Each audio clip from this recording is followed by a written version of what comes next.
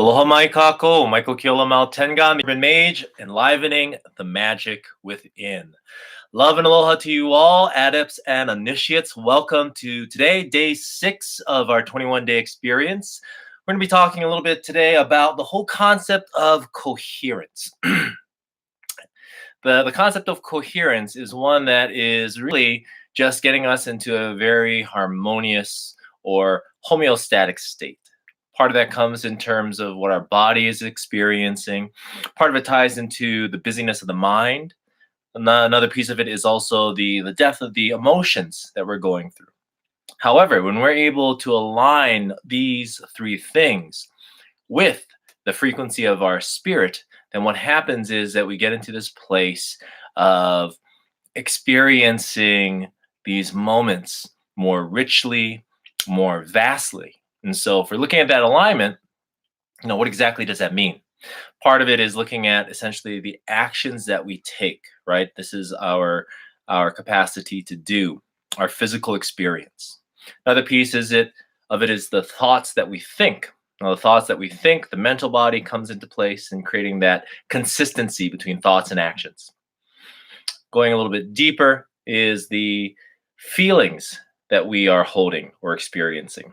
Now, these feelings tied to the thoughts, tied to our actions, can be sometimes a little all over the place. Sometimes the thoughts that we're thinking are not consistent with the words that we speak.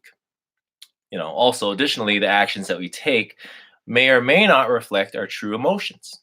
Now, when we look at this place of coherence, though, what it really comes down to being able to redirect our energy, to balance things out by connecting to the intelligence of the heart and the intuition of the mind.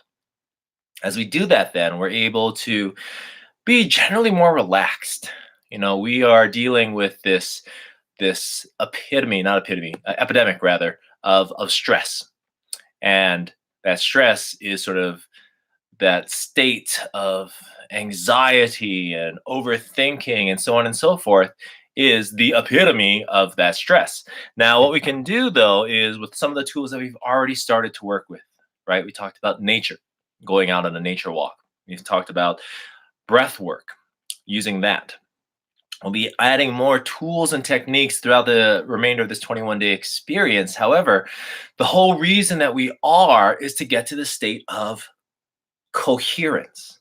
Now, when we're in this coherent state, what that really allows us to do is it drops us into a very specific state of being, mid-range alpha. If you go back to a couple of posts, I talk a little bit about that, but I'm going to just recap real quickly the 4 primary brainwave states. So mid-range alpha is what coherence gets us into. Now, there are 4 of these states. Primarily, most people are spending a lot of their time, a large majority of their time at least, in what's known as beta. Now, beta is being aware and attentive to the world outside of ourselves. And in doing so, we become more overall stressed because we're pouring energy out. And so you can kind of think of it like if I had a jug of water and there's maybe 5 people in front of me. If I'm pouring all of the water out to give to you, that to a certain degree takes from me when I'm operating in this mode. And so being able to, ultimately take a moment, fill that jug back up, spending some time in this case with inside of ourselves, relaxing, introspection, connection, so on and so forth, then helps to replenish that water. Because the only thing that really I identify as being for that scarcity mentality and the water all I have is in this jug is my own perception of it. So going a step further, then mid-range beta is the area where we're focusing on the world outside of ourselves. Our attention is outside. Just beneath that is alpha. Now, alpha is the state we want to be in. And I'll explain a little bit more about that in a bit. But alpha allows us to be more relaxed, more still attentive, but in a more aware of the fullness of each experience. Beneath alpha is theta. Theta is a state where we're either If we're awake, sort of on autopilot, again, I'd use the example of, driving for 40 minutes and pulling into your driveway and being like, how did I even get home? We have these certain things and actions where we don't even need to think about it and we can still perform it.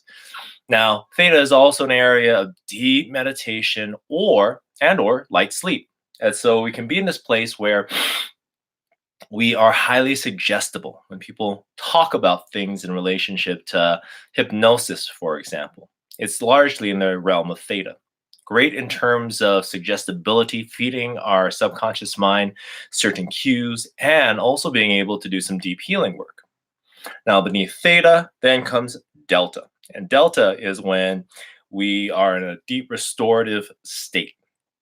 We enter into a dreamless state of sleep, for example, conking out while you're watching the news at night and then all of a sudden waking up and the infomercials are on TV. It's been like 3 hours or so since you've fallen asleep and you're like, whoa, I got to get to sleep. I got to get to sleep. I got early morning. And you head off.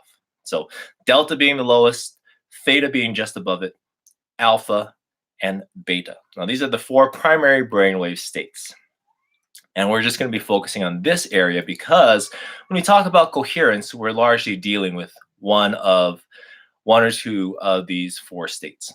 Now, when we talk about coherence, so the importance of coherence is being able to access readily and steadily our intuitive abilities.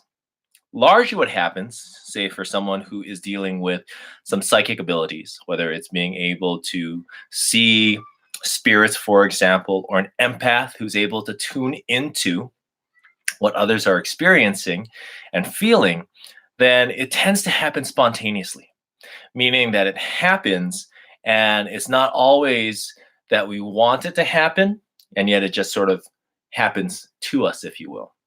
Now, that's largely in the initial stages that we deal with our intuition, is what we're dealing with, the spontaneous occurrence of intuitive abilities.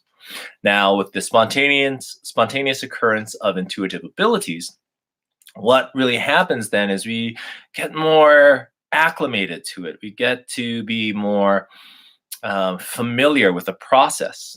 So you can kind of think of it like this: getting into a new city that you've never been to before, right? You're staying there for about a week. First couple of days, you're bumbling around, figuring things out, whether you're walking to find, where the nearest coffee shop is, or you're driving to find out where that restaurant you're going to meet your friends is located at. In either of these two cases, we don't necessarily know where we need to go. We're not familiar with the city. So we put on our GPS and it guides us and we find our way there. And after about 3 or 4 days, we don't necessarily need that guidance anymore. I know that the coffee shop is 2 blocks down this street, and then I take a left and there it is. I know that that restaurant that I really, really, really, really liked is about 15 minutes drive. I'll take that main avenue, go all the way down, and then it's off on the right-hand side. So as we get acclimated in this way, it's very similar as we work with our intuition, right? We're not necessarily familiar with how to get into that state of being. How do we access these talents and these abilities? Now, as we go through it, particularly in the remaining aspect of this experience, we're really going to be getting into that space. And one of the key tricks to access that information is being in a coherent state. Because being in a coherent state, now going back to mid-range alpha, puts us in a very specific arena where our left hemisphere, that logical, rational aspect of ourself, the right hemisphere, which is open and imaginative and creative, come together to communicate in a way that allows everything to shift. When we're in mid-range alpha, the stress response in our actual physiology drops down. We enter into a state of ease and grace and wonder and awe, and we're just more generally open. But the thing about that is that we're also more connected to our subconscious and also superconscious mind, which means that if then our intuition, going back to our day 1 post, right? Our intuition can be what we observe in our subconscious mind, more access to more data, what we have held within our superconscious mind, the higher self and these different abilities and talents, then we're able to access both. And so dropping into a coherent state allows us to enter into that state of ease and of effortlessness. Now, When we talk about the word grounding, for example, this is typically what I like to focus upon, dropping us from that state that most people are in, which is mid to high range beta, and dropping down into mid range alpha. Mid range alpha allows us to be in that more open and aware state, yet being able to have more access to the fullness and the totality of ourselves. So, what we're going to be working on then in our second post later today is going to be relaxation response. Now, that relaxation response is something that we can work with by getting into nature, by breathing, by reading, by a number of different avenues. So, we'll talk a little bit more about that in our afternoon post. But for now, context for today is a matter of coherence and how to access that flow state, as some call it, to be able to gain more access to our intuitive abilities. But I just heard the little guy come in, so I think it's time for me to hele. Love and aloha to you all. Take care of each other, and ahui ho.